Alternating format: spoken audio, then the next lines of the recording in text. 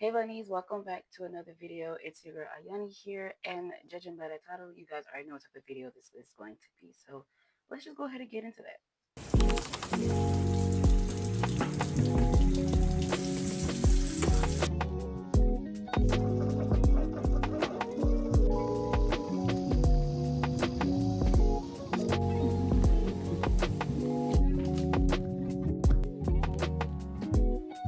Basically, today's video is just going to be about my mid-year faves so far in 2025.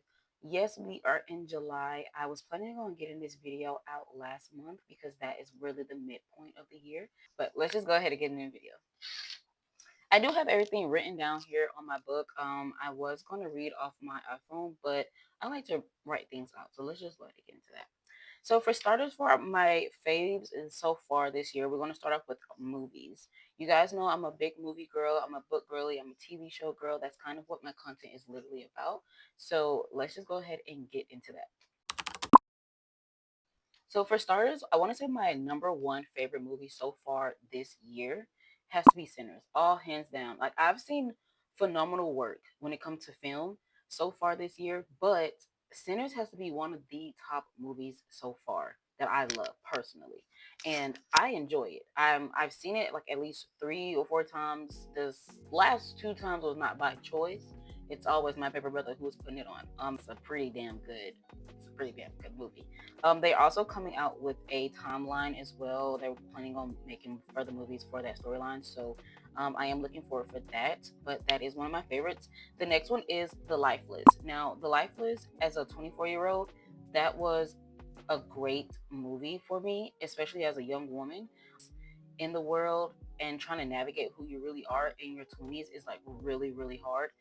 Who I am as a person, I feel like it honestly matches me and who I am trying to become, like just finding myself in my 20s just like she was. It's a bit hard, but you got to start somewhere. So I kind of can like vibe with that movie. I connected with that movie very heavily.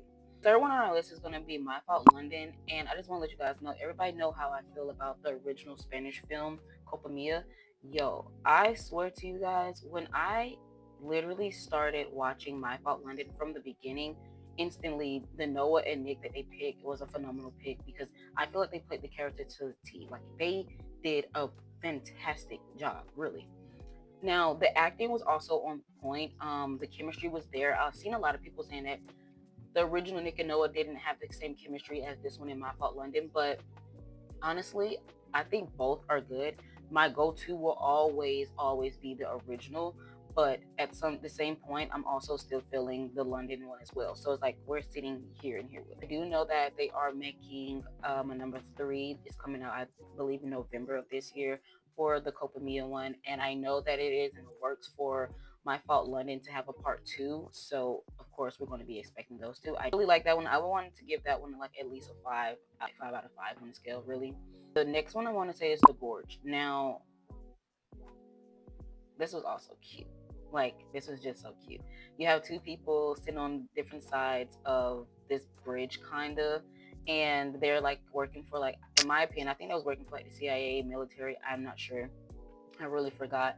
But they were like on different sides of the bridge and stuff, and there's like really no bridge, so it's just like they're just on different sides. Like I wish I could show, like I don't know what that would be called, but they're just on different sides.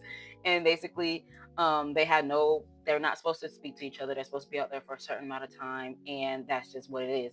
But you have a woman and you have a man, they end up falling in love, they start sharing secrets and talking, and it's just become like this whole romance feeling, like this bubbly feeling, like it's no longer serious out here, like we can be comfortable now, you know.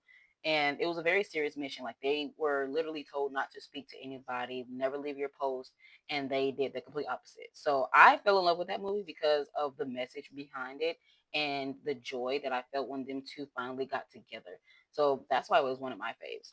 We're done with the movies, so let's just go ahead and move into TV shows. So I have is Weak Hero Class. Now, Weak Hero is probably the number one K drama for me this year. So far. So far. Like I said, this is mid-year phase. But I have not had a good K drama like this in a very long time. And don't get me wrong, I have a lot of other fave K dramas, but everybody knows my top ult will always be Bloodhounds. So to have another action K drama like this, it really sparked your girl interest. I finished season one in like 2 days, and then I started season two instantly. Finished that up, and it was pretty good. I feel like season one will always be my favorite. They are coming out with a season three that's supposed to air, I think, like early 2026. So I am looking forward to that because that K drama kind of left a really deep spot. And you know how K dramas be, they do not spare our feelings, they do not care. They're going to rip our heart out right there in front of us.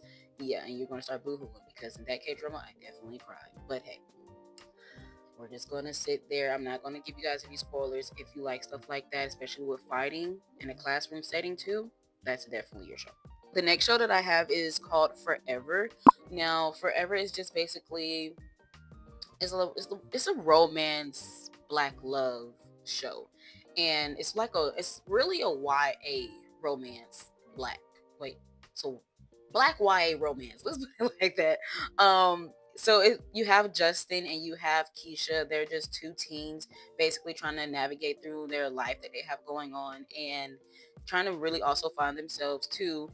And in the process, they end up falling in love. But it's also like stuff going on both sides, feelings that they need to work past, traits that they need to get over. It's really a good show if you're into young romance, if you're into just romance in general and black love. That's also a good show. Mine, I love the adults that's in Forever because they were so guiding when it comes to Keisha and Justin, especially Justin's side. Like he had his dad and his mom. Oh my gosh, I love them two together. The best duo in that. I can't even. But we're just gonna go. We're just gonna move on because I feel like I'm prologuing. But it is a good show. I will rate it like a 5 out of 5. You guys definitely should go ahead and watch it. I don't know when season two is coming out, but they are in the works with that too. So just be prepared for that. Now the next one is pretty. It's a pretty old show, but it's my mid-year fave. It's my mid-year fave. Okay, Law and Order season 26. Now, I have been watching Law and Order faithfully since I was in elementary school. I know what you guys are thinking. Why are you watching Law and Order SVU in elementary school? I don't know. Okay, blame my parents. It has nothing to do with me. Anyway, so I seen Law and Order season 26, and I like it. I love it. I'm there because Olivia is still there. Um, I don't really know what more to say about it because it's just a phenomenal show. It's been around forever. If you have not seen it, have you been living under a rock your entire life? I'm just asking. I'm just saying.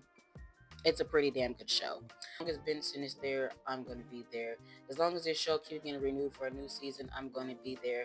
This is the longest show I have ever watched in my life because 26 seasons too, boo. Anyway, this might as well be my One Piece. Last and not least, Outlanders. Anybody who's been on my channel or seen me like on my TikTok or Instagram already knows how I feel about this. Outlanders has to be hands down one of my favorite shows ever. Like I don't know why I did not start watching this when people was recommending that I start watching it, but I should have watched this a long time ago. It's just like Grey's Anatomy. You know, it's just like one of those shows you just can't get into until it's time to get into. And that's what it was. This year, God knew that I needed that show, so I watched it. Next one is going to be the books. I'm ready for this, guys. My mid-year fave, but book edition. I want to start off with one I recently just got done reading, like maybe 2 weeks ago, 3 weeks ago, maybe. Quicksilver. Quicksilver has to be one of the best fantasy books that I've read. I mean, it can't top Fourth Wing, but it's damn near close for me. Book is pretty good. I don't want to spoil you guys anything when it comes to my books, so I'm just going to just let you guys know my ratings for it. It was a 5 out of 5, 10 out of 10, whatever you want to say. I'm literally waiting for the next book that comes out, I believe, in November. And why is everything coming out in November? What is going on here? Anywho, it's coming out in November. I think it's called Brimstone. I'm ready, honestly, because the last chapter, I got questions, but that's all we're going to say that way. The next one, of course, we have King of Envy by Anna Hong. You guys already know I own basically all of the Twisted series and almost all of the King of Sin series. So That was I was waiting for that one actually. I was looking forward for that one this year.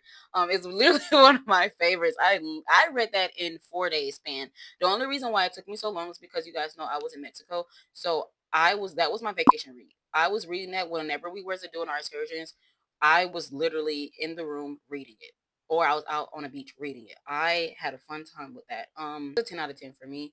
I'm very much waiting for her next book, which is King of Gluttony, I believe. Next one is going to be Against the Rules. Guys, I've been going for a while. I just want to let you guys know I am into sports books. Like, I know when we started this off, I was not into sports books. You could not get me into sports books. I thought they were too long. Like, you got to think about it. It's like with fantasy. Oh, this book is pretty thick. It's fantasy. Oh, this sports book is pretty thick. Sports. It's a lot that happened in athletes' life. I don't think a lot of people know this. But I ate that book up, and that was like 600 pages. Hold on, let me do my research. It's 600 pages. So yeah, I finished 600 pages in only a week span because I was also reading another book. But that book had majority of all my attention. So I would rate that a 5 out of 5, 10 out of 10. Like I said, I'm not going to spoil anything for you guys. You'll just have to go look for it for yourself. Fourth one so far is Fourth Wing. You guys already know I love Fourth Wing. I'm still on Iron Flame. That is a pretty thick book. That is probably bigger than the first book. It's taken more time than I thought. I put it down, I pick it up, I put it down, I pick it up, so on, blah, blah, blah. I am going to finish it though before the year is out because yeah, I have to. I don't like going into the new year holding on to old books. Best to get them, go ahead out the way. The Maddest Obsession is going to be my fifth one so far. Now that is in the Maid series. It's dark romance. I knew it was, honestly. After my first dark romance, I was like, I'm a bubbly girl. I do know that. But I like a little dark romance every now and then to mix the bowl. Um, but yes, The Maddest Obsession is the second book in the May series. I love it. Phenomenal. Hands down. Best and well written also. I love the chemistry between the two characters. Like I said, I'm not going to spoil anything. But the man that he is in that book, I'm sorry. I'm not going to say what I want to say because it's not appropriate. Now, this is also interesting. The one that I have on here, this is the sixth one.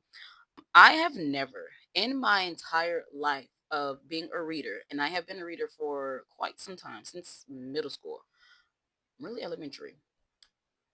I have never sat and finished one book in an entire sitting in one day. I kid you not. Pen and Pal will have you crying like I was in here ugly crying, y'all. 30 minutes after I had mascara just smushed all in my face, I was a hot mess. But Pen Pal is the book that put me in a reading slump for about a few days. But I hopped back into another book, but it was kind of hard for me to actually pay attention because I kept thinking about Pen Pal. Now, this is a mystery book. It's like a thriller. I would say it's a little bit of horror, but then again, is it really horror? But it's also romance as well. There is a huge plot twist towards the end. Like I said, I'm not going to spoil it too much. I'm not going to say what it is, but it definitely took your girl for a loop because that's what it was. I was through for a loop. That is a 10/10. Like I said, had your girl crying. Read it in one day. Proud of myself also for that. Give me a pat on the back, okay? But yes, next we're going to go, and this is our final, Mile High. This is also a sports book. This is a hockey sports book. And I tried a hockey sports book before, Icebreaker. I did not finish it, but I was like, I was a little iffy going into this one. This is a perfect read, though, honestly. You got the bad boy, you got the good girl, and I love it. Actually, it's like Grumpy X Sunshine. That book, a 10 out of 10. I am currently on the third book in the Windy City series. Now, I'm on Caught Up, and that's Kai Rhodes' book. But the first two books was good. I want to say so far, Mile High has stuck out to me the most, though. I feel like Caught Up would definitely override Mile High. I just got a feeling. I don't know, y'all. We just go wait and see about that one. Another mid-year fave, I would say lip balms. This one is just for like a sleeping lip mask. This is the one that I be using. I have three more. And this one was pretty cheap. This was like $20 for four. I bought this at the beginning of this year and I've had it ever since. It's pretty still full. I use it every night though. Like I said, I have four, so I switch it up. But these were definitely worth $20. Next ones that I have is I've been liking the little dupes of Summer Special. Like this is a dupe for Summer Fridays. But so far I like these. These are pretty nice. Um, they do leave your lips long lasting. This is what I have on right now. Long lasting for hydration, honestly. Ooh, yeah, I need some of that. I don't know. It's not too heavy, and I'm looking in my mirror for my. I'm not looking in my mirror. I'm looking at my camera, but it's not too, you know, heavy, and it's not a lot. Like it's not sticky either. Like the consistency is pretty nice, so I like it. I do have three others. This one is actually in vanilla. I think this is number one. I have been so heavy in love with my skincare this entire year so far. This has probably been the best thing I could have ever done for myself. I've been using the same cleanser, the same toner. I have switched up my serums twice, but I only switched up between the two. And I have the same moisturizer, the same sunscreen and everything. I don't switch up anything else. Like I don't do nothing outside of what I need to do. I also have the same eye cream that I've been using for like a year now as well. I feel like it does my skin pretty justice, but the only thing that I have a problem with is that I don't really do my skincare all the time when I need to. I feel like if you skip one day of your skincare, it just messed up. You just reset. That's why I have to be consistent with it. But my skincare and body care has been the best for my life, I can say so far, really, since this mid year. Another one to add, my mid year faves. I've never been a mug girl. I never been the one to collect mugs. But so far, I have five now. My brother, he has at least an entire cabinet dedicated to just his mugs. And honestly, I can kind of see why. I can see why. Because these mugs are really cute and I like them. Honestly, I really do like them. I mean, I don't think one should have more than 10. Like I said, I have five.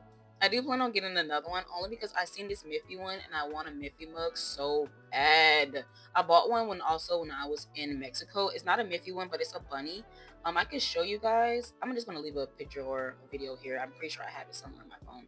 But I bought that cup recently as well when I was in Mexico. But I'm starting to know the pattern. Like I'm starting to know that okay, you need to slow it down, boo. You buying a little too many. This is gonna be my last one. But having cute little just trinkets and stuff around is really won't start to become one of my faves. I've never been a girl to have like figures around my room or be into the whole figure things because I thought they was always a bit pricey. But I just get the ones that I know that I can actually afford and I like for myself. Like Inuyasha, I watched Inuyasha at least five times. It's one of my top five animes, so I got this. I thought it was really cute. My Miffy speaker, yeah, my coworker got me this, so I love anything Miffy, so he got me a Miffy speaker. Stuff like that, I really do love. Like I just like seeing my personality around my room.